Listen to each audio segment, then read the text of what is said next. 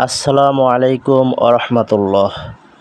বন্ধুরা, আজকের ভিডিওটি অনেক অনেক বেশি গুরুত্বপূর্ণ, স্পেশালি আমাদের মা বোনদের জন্য। কারণ আমরা যদি মুহররম মাসে এই দুইটি ইস্তেগফার পড়তে পারি, এই দুইটি ইস্তেগফারের আমল করতে পারি, তাহলে আমাদের কি হবে? আমাদের অভাবগুলো দূর হয়ে যাবে, গুনাহ মাফ হয়ে যাবে, আমাদের সম্মান বৃদ্ধি করে দেওয়া হবে, ঋণ পরিশোধ করে দেওয়া হবে এবং আরও আপনার যত সমস্যা আছে আল্লাহ তাআলা তা দূর করে দেবেন ইনশাআল্লাহ। সো আপনারা বুঝতেই পারছেন আজকের ভিডিওটি কতটা গুরুত্বপূর্ণ হতে চলছে। তাই আপনাদের ছোট্ট একটা রিকোয়েস্ট করব, ভিডিওটি না টেনে স্কিপ না করে প্রথম থেকে শেষ পর্যন্ত দেখবেন, আর ভিডিওটি দেখবেন আমলের নিয়তে দেখবেন ইনশাআল্লাহ। হে মা ও বোনেরা, এই মুহররম মাসে মাত্র ২টি ইস্তেগফার পড়ুন। এটা পড়তে আপনি কখনোই ভুলে যাবেন না। ওই নারী কতই না ভাগ্যবান যে নারী এই ২টি ইস্তেগফার মুহররম মাসে বেশি বেশি পড়বে, মুহররম মাসে বেশি বেশি আমল করবে। আপনারা যদি এইভাবে আমল করতে পারেন, আমি যেভাবে বলবো আপনারা যদি এইভাবে আমল করতে পারেন, তাহলে কি হবে? তাহলে আপনার স্বামী যদি ইনকাম করে, আপনার স্বামীর ইনকামে বরকত দিবেন। আপনার সন্তান যদি ইনকাম করে, আল্লাহ তাআলা আপনার সন্তানের ইনকামেও বরকত দিবেন।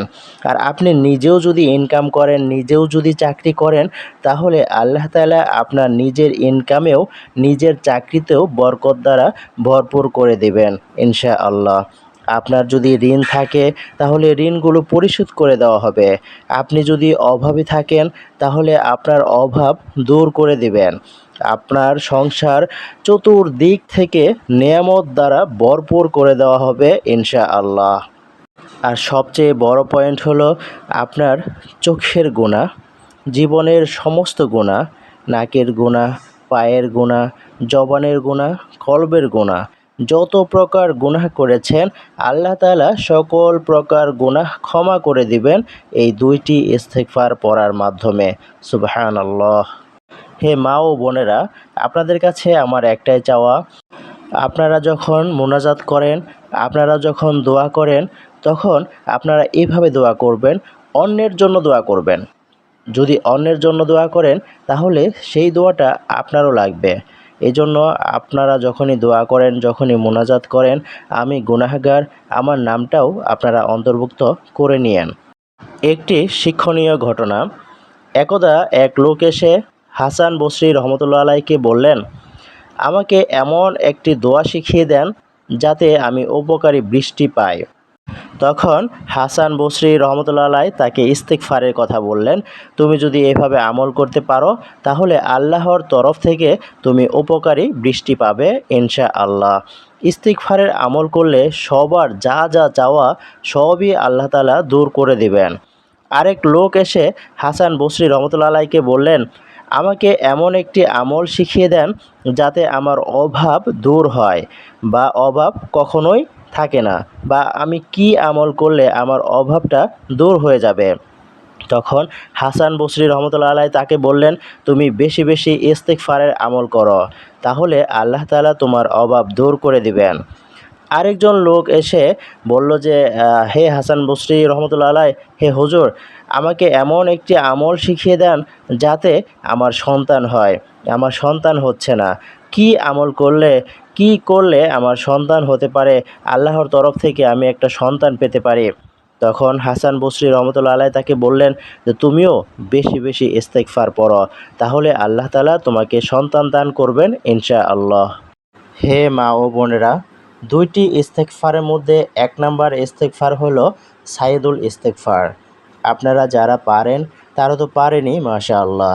আর যারা পারেন না তারা এখান থেকে শিখতে পারেন, কারণ এখানে আমি বাংলা উচ্চারণও দিয়ে দিব ইনশাআল্লাহ।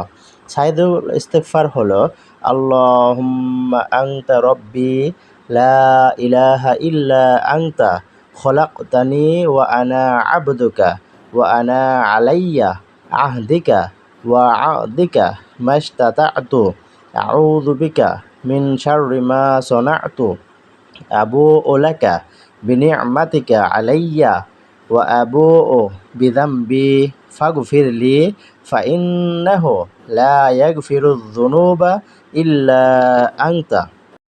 اللهم أنت ربي لا إله إلا أنت خلقتني وأنا عبدك وأنا علي عهدك وعهدك ما استطعت أعوذ بك من شر ما صنعت أبوء لك بنعمتك علي وأبوء بذنبي فاغفر لي فإنه لا يغفر الذنوب إلا أنت।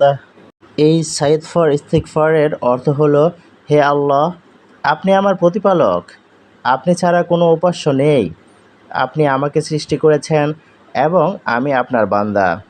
আমি আমার সাধ্য অনুযায়ী আপনার অঙ্গীকার ও প্রতিশ্রুতির উপর অটল আছি। আমি আমার কৃতকর্মের অনিষ্ট থেকে আপনার আশ্রয় চাই। আপনি আমাকে যে নিয়ামত দিয়েছেন তা স্বীকার করছি এবং আমার গুনাহ স্বীকার করছি। অতএব আপনি আমাকে ক্ষমা করুন, নিশ্চয়ই আপনি ছাড়া গুনাহ ক্ষমা করার আর কেউ নেই। আসুন আমরা এই আমলটি এখন থেকেই করার শুরু করি। আমরা এই আমলটি ফজরের নামাজের পর একবার, মাগরিবের নামাজের পর একবার, অথবা আপনি যে কোনো সময়ও পড়তে পারেন। এরপর আপনি ২ নাম্বার ইস্তেগফার পড়বেন। এই ইস্তেগফার এতই ছোট যে আমরা যে কোনো সময় এই জিকিরটা, এই আমলটা করতে পারি। এই ইস্তেগফারের আমলটা আমরা করতে পারি। তবে কিছু কিছু জায়গায় ইস্তেগফার করা, আল্লাহর নাম নেওয়া কিন্তু গুনাহ হয়ে যাবে। এইসব জায়গায় কিন্তু আমরা জিকির করব না, ইস্তেগফার পাঠ করব না। যেমন আপনি যদি ওয়াশরুমের ভিতরে থাকেন তাহলে কখনোই এই জিকির, ইস্তেগফার এগুলোর আমল করবেন না। আসুন আমরা শিখে নেই দ্বিতীয় যে ইস্তেগফার আছে সেই দ্বিতীয় ইস্তেগফারটি। এটি খুবই ছোট, আগেই বলেছি, আর এটি হলো আস্তাগফিরুল্লাহ, আস্তাগফিরুল্লাহ।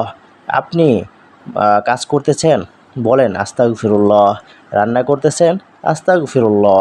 খাবার বেড়ে দিচ্ছেন, বলুন আস্তাগফিরুল্লাহ। আপনার প্রতিটি কথাই যদি হয় আস্তাগফিরুল্লাহ, আস্তাগফিরুল্লাহ, তাহলে আপনি আল্লাহ তাআলার কাছে যা চাইবেন আল্লাহ তাআলা আপনাকে তাই দিবেন ইনশাআল্লাহ। সো মা বোনেরা, আজকের এই ভিডিওতে 2টি ইস্তেগফার নিয়ে আলোচনা করা হয়েছে। একটি হলো সাইয়্যিদুল ইস্তেগফার।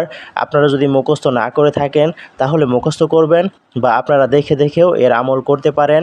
এরপরে যে আমল সেটি খুবই ছোট, আস্তাগফিরুল্লাহ এর আমল।